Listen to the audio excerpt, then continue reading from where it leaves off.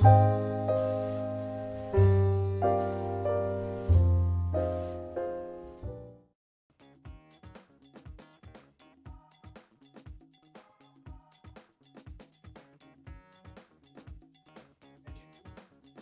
पहले हम लोगों ने ब्रीफली डिस्कस किया है about project management, different of project and operations. Then we briefly talked about what project management is, and we related it to PDCA cycle. Then we talked about that what are the constraints which are in front of a project manager when dealing with a project. What majorly the constraints they include scope, budget, risk, quality, schedule, so on and so forth.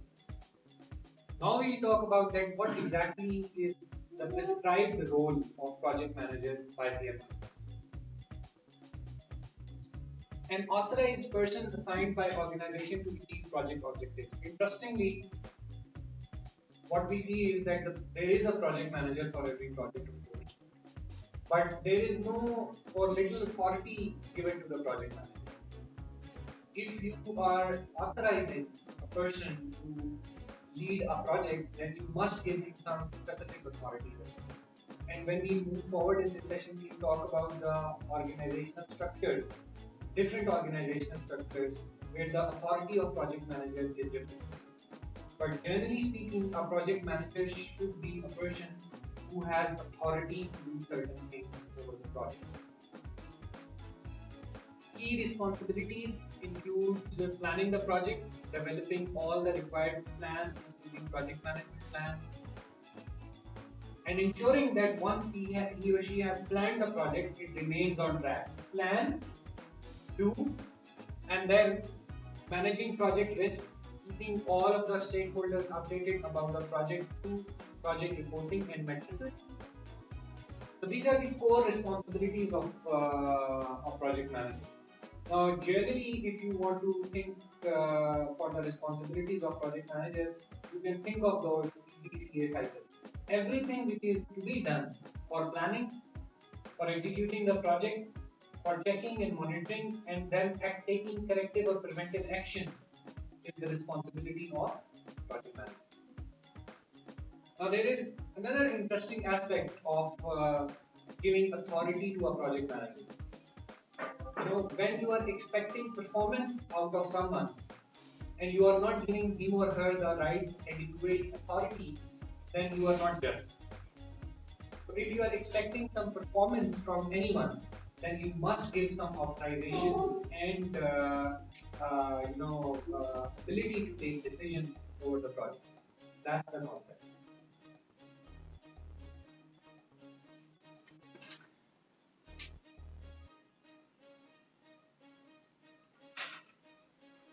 Now, to understand this slide, assume that you are an HR professional and you are to evaluate that what kind of qualities should a project manager possess in order to be called a successful project manager. Now, these are some of those qualities which are identified by one standard by PMI. First thing is that the project manager should have the knowledge about project management. Of course, if he or she do not have the required knowledge of project management, probably he will not be able to exercise it. And then performance. Performance refers to the actual results achieved by PM while applying the knowledge.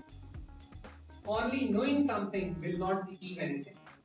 You have to actually execute it in the practical grounds, and then how well do you implement? For example, Ahmed implements it in a very effective manner, and Wasim is not able to implement the same concept in an effective manner. So the performance of both of the project managers will be different, but the knowledge was same.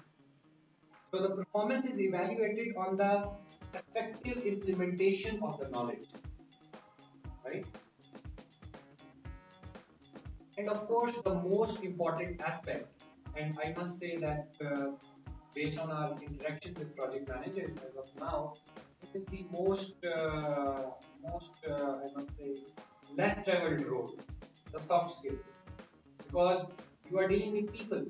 If the project manager do not have the ability interact with people in an effective manner, if he or she do not have the right negotiation skills, communication skills, conflict management skills, then probably he or she might not be a good project manager. Industry specific knowledge about the functional domain of the project. Industry specific knowledge means that if I am a project manager, for example, for IT projects, what do you think? Do I qualify to work as a project manager in a construction project? No. Why? Because probably I have every other competence available in this circle, but I don't have the domain knowledge. I'm not a civil engineer. I'm an IT guy. So you need to have the domain specific knowledge as well. And that's where you need to clear about PMBOK as well. That PMBOK does not talk about any specific domain. Yes, there are extensions available to PMBOK, for example, for construction or housing, but generally it talks about every domain. But as a project manager, you are required to have the specific domain knowledge, because then you will be a competent project manager. Organizational culture, project management methodologies used, so on and so forth. Now, most of the organizations who are actually working to deliver projects and whose major revenue is coming by delivering projects, they have some set methodologies for doing projects. They have some specific policies, processes, checklists, and documents, and so on and so forth. Now, as a project manager, you not only need to have the rest of the ingredients within you, but you need to know those policies and processes as well, that how to execute the project in your specific organization. What is organization mandating you as a project manager, and what exact processes, what exact documents, and what exact systems and tools need to be done. For example, in the case of Abacus, uh, every project manager needs to fulfill the timesheets. Now, what is this? It's an organizational responsibility on project manager. And in case of monitoring and evaluation department and PMO, they might have some set of documents and tools and templates which are there for the project managers to work on. So on so forth.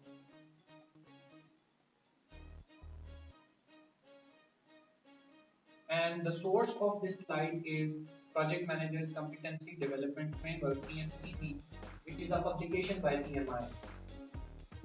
So it is coming from PMI, but they are telling that if you want to be, or if you are evaluating someone as a project manager, look for these. So now you can see that normally the expectation is that PMBOK will make you a good project manager. Organization at the last what overall top management wants from all the managers. For example, I'm a project manager in different project, on the project, and you're the project and you're the organization head, and we have assigned reporting setup for all the managers, and we fulfill that, we follow that line, but it's not directly related to the project. Yes. In organizations, normally the direction from the management is given through policy. So, for example, your HR department has For an example, HR policy, attendance system. attendance system. So, attendance system probably is coming through a direction from management through of HR policy that there must be attendance system and all of the employees must be tied to it. So, normally those directions and vision actually comes to the level of project manager as a form of policy. Or if you are talking about more agile environment where the senior leadership is working very closely with the project manager, then of course it can come verbally as well. That okay, Fawad, I for this project I'm expecting that you will achieve this, and Ahmed, I'm expecting this from you. But normally where the organization is large and where there are multiple projects, again remember that you are a project manager for a large project. So probably where the organizations have multiple hundreds of project managers running projects in multiple geographical locations, that direction comes from a standard policy statement, and then that is being drilled down to the processes and checklists and systems and so on and so forth. So that's how it's been disseminated from the senior level to the project. But yes, if the environment is agile, if the interaction is so close, then of course it can come early. But at the end of the day, what organizational perspective is trying to say is that you must hit high what the organization and the business is expecting from you. For example, if we talk about knowledge, number one, step one, step, step. So secondly, organizational is, for example, there are some if you're the guy, you're the job guy, you hire me for a business project. You will give me, in fact, you will give me ABC direction. Okay, you put this project for done 12 degrees and which are coming from the client. So these are the outline to act accordingly. So that is something where is actually knowledge starts. That's the basic step. From that we start the project. And over here, this organization, for example, if there's a tender sponsor, there is a break plan, and there is something else. That's a general thing. It's not directly related with the project. That, That is true. why that's why it's part of the core plan. Well, what we are talking about specifically here is projects. So, so all of the directions, either formal or informal, we are specifically talking about project management. You just need to hear them.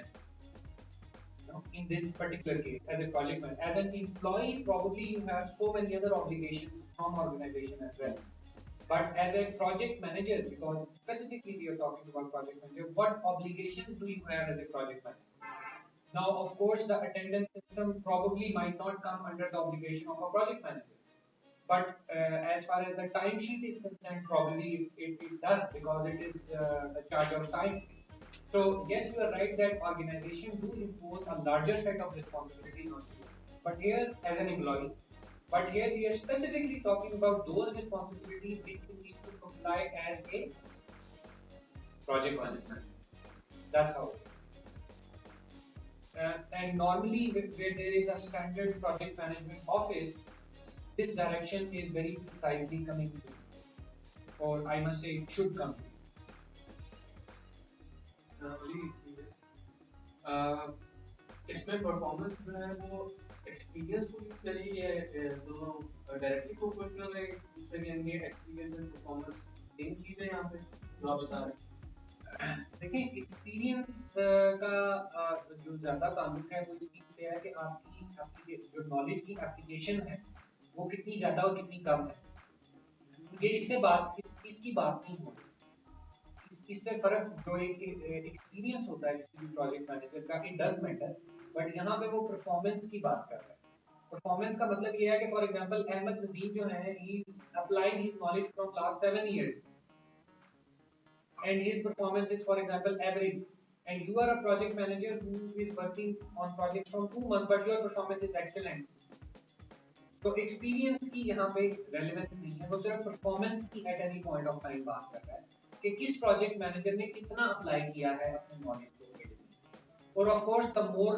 Experience you have the more time you have to actually apply they show some characteristics of functional and some characteristics of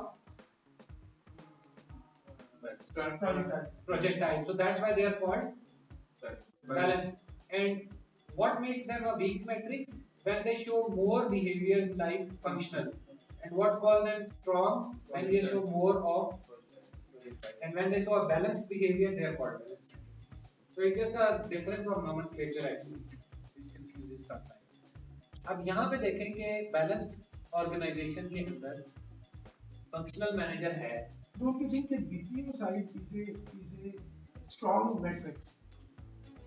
वो जब हम उस पे आते हैं तो जरा उसकी डायग्राम देख के फिर उसको सोचते हैं क्या कहते अच्छा बैलेंस्ड ऑर्गेनाइजेशन के अंदर प्रोजेक्ट मैनेजर का रोल है हमने ये एस्टैब्लिश किया था कि प्रोजेक्ट मैनेजर नाम का कोई बंदा कोई रोल होता है which is true in this case और प्रोजेक्ट लेकिन कोऑर्डिनेशन जो है वो प्रोबेबली इस लेवल के ऊपर हो रही है नीचे वाले लेवल पे अब आप देख रहे हैं अथॉरिटी शायद इस बंदे की नहीं होगी